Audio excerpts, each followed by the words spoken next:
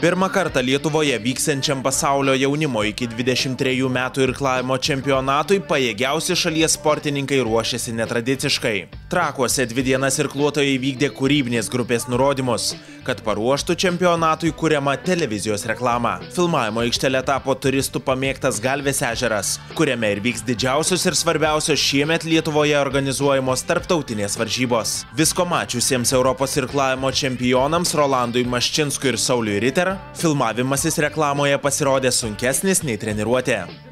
Klipuose dar tokio aš niekad nesu filmavęs ir ruošęs visiems. Nežinau, varginantis darbas labai, nes užtrunka viskas labai ilgai, o irkluoti reikia jėgas dėti, ten beveik vakar apie 4 valandas visas truko.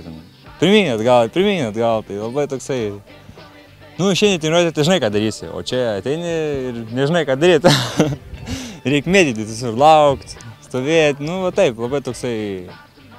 varginantis darbas labai. Taip ganėtinai ilgai tiesiog užtrukom.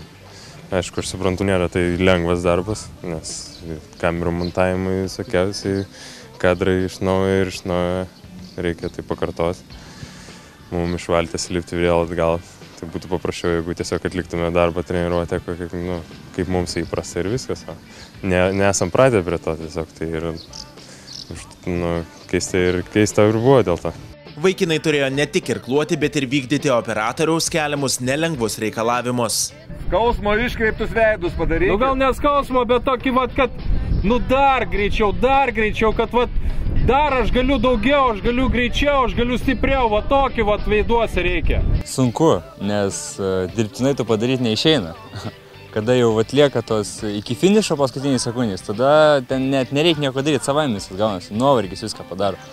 O dabar kažkaip neirkluok ir padaryk, kad sunku, tai neišėjo tai padaryti. Į antrąjį pagal svarbą po pasaulio suaugusiųjų čempionato renginį atvyks 1000 sportininkų iš daugiau nei 60 pasaulio valstybių. Lietuvos atstovai tikina, kad stengsis ne tik dalyvauti, bet ir iškovoti medalius. Paskutinės vietas ir aš nenorėčiau, kad kas nors užimtų, bet aišku, aš tikiuosi, kad kuo geriau startuos, bet galbūt ir medalių galim tikėtis iš ko nors.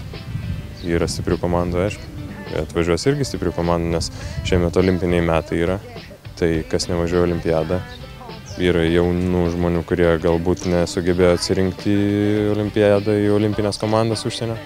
Tai tikrai bus ir užsienio šalių, kurios labai stiprių komandų turi.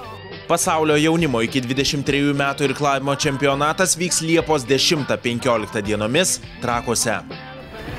Rokai, lėčiau, prašom. Aš suprantu, kad greičiau gali neišeiti, o lėčiau visada turi išeiti.